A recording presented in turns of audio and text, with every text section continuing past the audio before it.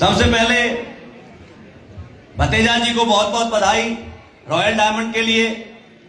जितने भी हमारे black diamond, blue diamond, diamond, star sapphire, sapphire, Ruby star, जितने भी लोगों को यहां सम्मान मिला है या जो इस स्टेज तक नहीं भी आ पाए हैं और वो हमारे इस सिस्टम का हिस्सा है और अचीवमेंट ली है, उन्हें मेरी तरफ से बहुत बहुत शुभकामनाएं। एक बार अपने लिए जोरदार तालियां।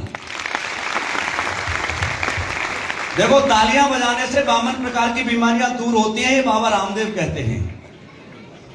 और मुझे भोले बाबा का श्राप मिला हुआ है कि जो इंसान मेरे प्रोग्राम में तालियां नहीं बजाता वो अगले जन्म में घर घर जाके बजाता है।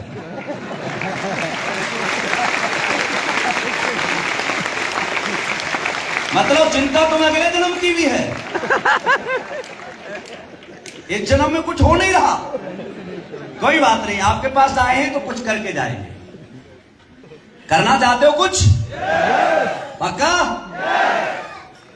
सबसे पहले संजीव सर का बहुत बहुत धन्यवाद, कंपनी मैनेजमेंट का बहुत बहुत धन्यवाद, जिन्होंने ये प्लेटफॉर्म बनाया और हम जैसे आम इंसान को मौका दिया कि हम भी अपने सपनों को पूरा कर सकें और अपने बच्चों की, परिवार की जिंदगी को अच्छा बना सकें। मैं एक बार आपसे रिक्वेस्ट करूंगा, संजीव सर के लिए एक बार जोरदार तालियां होनी चाहिए। उसके बाद आज का ये खूबसूरत प्रोग्राम जिन्होंने इतना अच्छा किया है, जिस टीम ने ऑर्गेनाइज किया है, रॉयल इंडिया वेकेशन, उनको भी मैं बहुत बहुत धन्यवाद देना चाहूंगा। उनके लिए भी जोरदार तालियां चाहूंगा आपकी। और सबसे ज्यादा और भी अच्छी तालियां आज की हमारी एंकर पूनम मैडम के लिए, जिन्होंने इस शो में समा बांधे रखा और आपको बहुत एंटरटेनमेंट किया। दोस्तों, मैं पहली बार आपके बीच में आया हूं।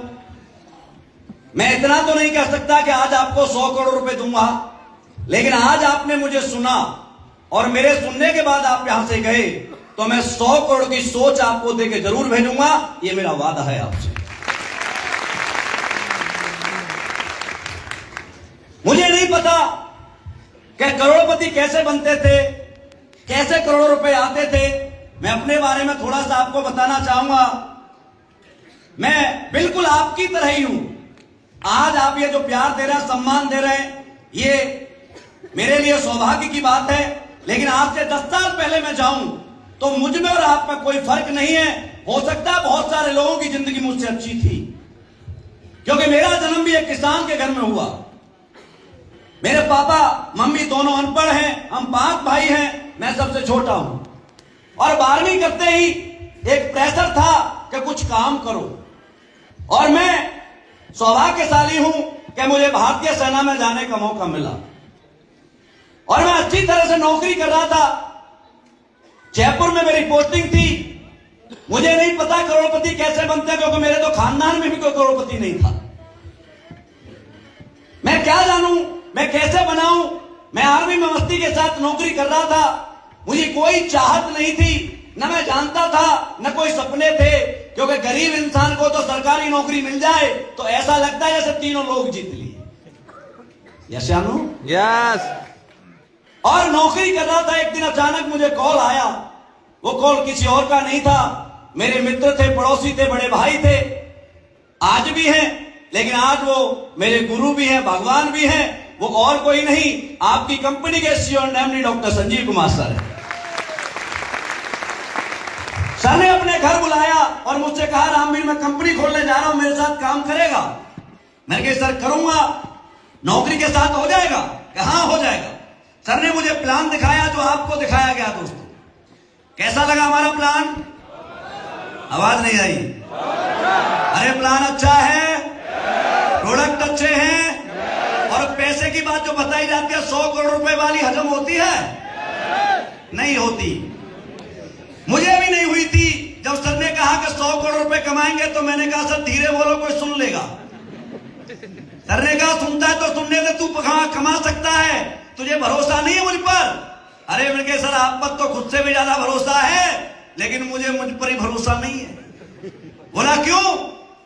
मैंने कहा सर मेरी माँ ने मुझे 9 महीने पेट में रखा, मेरी माँ ने मुझसे कभी नहीं कहा कि तू करोड़पति बनेगा। आपकी माँ ने कहा? नो। आवाज नहीं आई। नो। बापू ने कहा? बहन ने? भाई ने? जीजा? साला? खानदान में कोई व्यक्ति नहीं है जो हम पर भरोसा करता हो कि आप करोड़पति बन सकते हैं। मेरे आप कैसे करते हो? आप तो खानदान के भी नहीं हो। सर ने कहा बेटा माँ बाप खराब नहीं होते, समाज खराब नहीं होता। मेरे खराब क्या है कि कुछ हमारे साथ चीजें हुई हैं, उन्हें मैं तुझे बताना चाहूंगा। उस दिन मुझे बड़े प्यार से सर ने कुछ बातें समझाई थी। वो कहानी मेरी नहीं है, आपकी भी है। जानना चाहते हो? देखो आवाज आनी चाहिए। जानना चाहते हो? मेरा जन्म कच्चे घर में हुआ। क्या मेरी मर्जी से हुआ? जोर से बोलो, मेरी मर्जी से हुआ? आपका जन्म आपकी मर्जी से हुआ? किसकी मर्जी से हुआ? भगवान। भगवान ने जहां पर भी हमें लॉन्च करना था, पैदा करना था, कर दिया। इसमें हमारा कोई लेना देना नहीं था। लेकिन आप बताइए, आपका मर्जी से जन्म लेने का मौका मिलता तो क्या आप अपने घर में जन्म लेते? बापू सब बदलना चाहते हैं, नहीं लेते। अच्छा हुआ हमें अमीरों के घर में पैदा नहीं किया। भगवान चाहता तो कर सकता था, क्योंकि पैदा करना उसी के हाथ में है। थोड़ा सा सॉफ्टवेयर घुमाता तो हम अंबानी साहब के घर में पैदा हो सकते थे। Yes yes. किसी मंत्री के घर में हो सकते थे, हीरो के घर में हो सकते थे, व्यापारी के घर में हो सकते थे। परमात्मा चाहता तो, लेकिन परमात्मा बचपन से सोने की चम्मच के साथ पैदा करना नहीं चाहता था। और अच्छा किया, 99% अमीरों के बच्चे अपने बाप से बड़ा काम नहीं करते। उठा के देखिए किसी भी स्त्री को, आप किसी भी सेक्टर को, जहां पर 99% बच्चे अपने बाप से बड़ा काम नहीं करते। जब परमात्मा को कम काम कराना होता है तो अमीरों के घर में पैदा करता है, और जिनसे हिट्टी लिखवानी होती है उन्हें गरीबों के घर में पैदा करता है। पैदा कहां?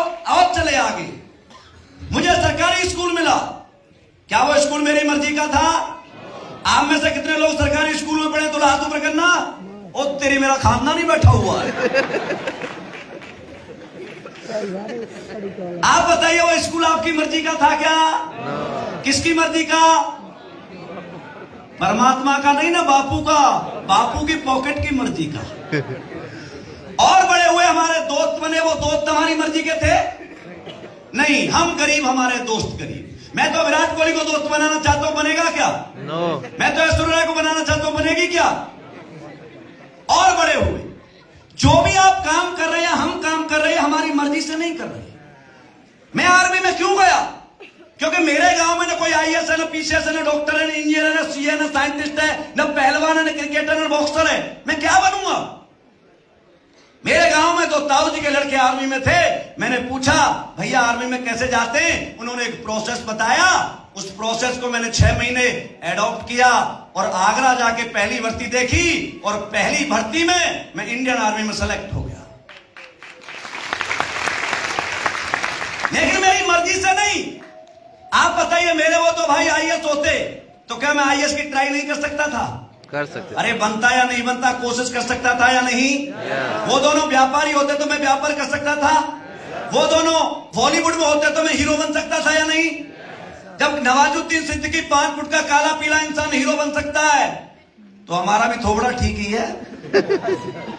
लेकिन जिंदगी चॉइस की नहीं होती। इस जिंदगी को बोलते दोस्तों, हमारी और आपकी जो जिंदगी चलती है, इसमें हमारी मर्जी का कुछ नहीं रहा है आज तक। इस जिंदगी को बोलते आम जिंदगी। बोलो मेरे साथ, क्या बोलते हैं? आम जिंदगी। और जो से क्या बोलते हैं? आम एक फल आता है, जिसे फलों में राजा कहा जाता है।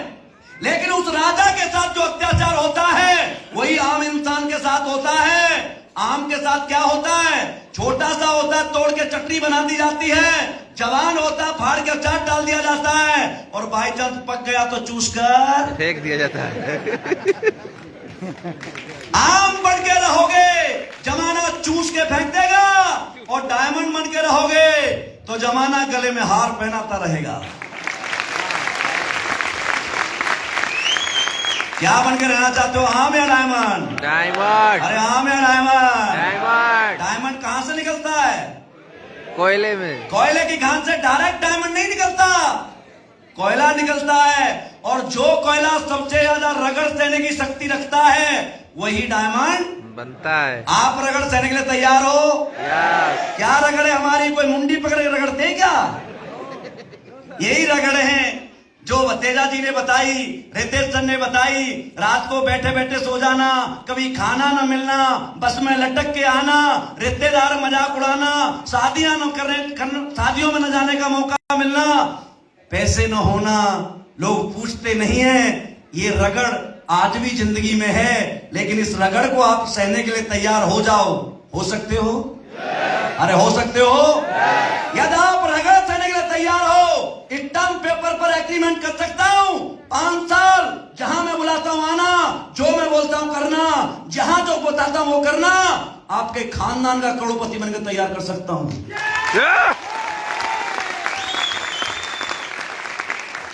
हमारी मर्जी से हुआ क्या है?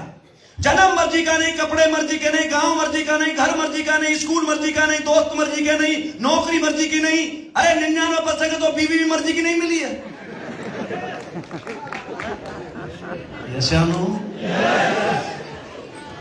जन्म लेने से कुछ नहीं होता, जन्म लेने से कुछ नहीं होता। याद करो 27 सितंबर 1907 खटकनकला गांव में विद्यावती जी ने एक पुत्र को जन्म दिया था। और दिन लाखों बच्चे देश के अंदर पैदा हुए थे, कोई नहीं जानता था कौन पैदा हुआ, क्या हुआ है। लेकिन 23 मार्च 1931 को एक 23 साल के लड़के ने फांसी के फंदे को चूमा था। उसे आज शहीद आजम भगत सिंह के नाम से जानती है दुनिया।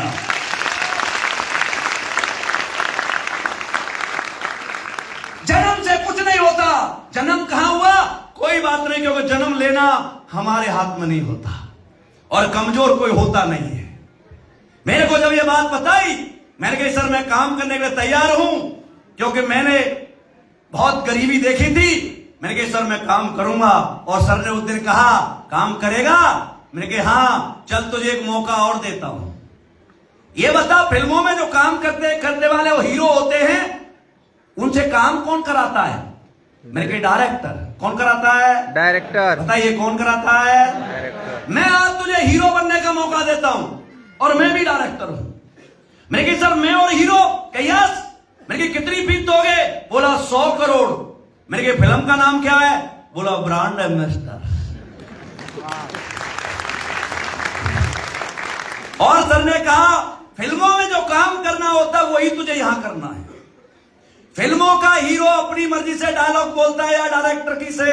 डायरेक्टर से। फिल्म का हीरो अपनी मर्जी से बातें करता है या डायरेक्टर की मर्जी से? डायरेक्टर। डायरेक्टर जहां बुलाता है आता है या नहीं आता? यस। डायरेक्टर जो बोलता है वो करता है या नहीं करता? यस। सर ने मुझसे पहले दिन कहा था मेरी पिक्चर में हीरो बनना है तो फिल्मों वाला ही काम करना पड़ेगा। अपने दिमाग को ताला मार के रखना पड़ेगा। बोलो रखना पड़ेगा। जोर से बोलो रखना। मैं जहां बुलाऊंगा आना, मैं जो बोलूंगा वो पहनना, मैं जो कहूंगा माइक पकड़ना तो पकड़ना, मैं कहूंगा जिम कॉर्बेट आना है तो आना, मैं कहूंगा दुबई जाना है तो जाना, मैं कहूंगा दिल्ली आना है तो आना, जहां जहां शूटिंग होगी आना पड़ेगा। और पैसा अकाउंट में वीकली आता रहेगा। मैंने दोस्तों 5 जनवरी 2015 को एक फिल्म में एंट्री मारी थी हीरो होंडा पैशन से। बीबी की गाड़ी सी दहेज में मिली थी। और आज 10 साल मुझे काम करते, 11 साल हो गए काम करते करते। आज गुरुजी ने इस फिल्म में काम करते करते ऑडी जैगवार और फॉर्च्यूनर जैसी गाड़ियां मुझे गिफ्ट में दी हैं। मैं जब आया था एक 2 BHK घर में रहता था, लेकिन गुरुजी ने आज 11 साल के अंदर लगभग 7 करोड़ का पेंट हाउस मुझे गिफ्ट में दिया है। और मैं जब आया था तो मेरी सैलरी 50,000 रुपए महीने थी आर्मी में, लेकिन आज इस कंपनी में मैं 1 साल की इनकम आपको बताऊं, अभी 1 साल की तो करीब 7 करोड़ रुपए मेरे अकाउंट में आए हैं। टोटल इनकम की बात करूं तो इतनी पैसे मेरे पास आते हैं आज कि मैं आपको बताऊंगा तो यकीन नहीं होगा, क्योंकि आपको तो यकीन बाद में होगा, मुझे ही नहीं होता। कभी कभी रजाई में मुंह दे के हंसता हूं, मेरा ही है क्या? लेकिन अकाउंट देखता हूं तो समझ में आता है मेरा ही है। तो आज आपके पास भी ऑप्शन देके जाता हूं, मैं भी एक फिल्म बना रहा हूं और आपको उसमें हीरो या हीरोइन लेना चाहता हूं, बनोगे क्या? यस अरे बनोगे? यस लेकिन शर्त वही है, जहां मैं बुलाऊंगा आना पड़ेगा। मैं जो बोलूंगा वो करना, मैं जो बोलूंगा वो पहनना, मैं कहूंगा माए पकड़ना तो पकड़ना। क्या आप तैयार हो इस काम के लिए? यस तो मैं आपको 100 करोड़ रुपए का एग्रीमेंट कर सकता हूं और फिल्म का नाम सेम है। बोलो एक साथ, क्या है? Brand ambassador. Brand ambassador. कमजोर कोई नहीं होता। कमजोर के लिए आपको 2 लाइन सुनाता हूं, पहले बजाओ थाली। इतनी तालियों पर तो मैं आधी लाइन में नहीं सुनाता हूं।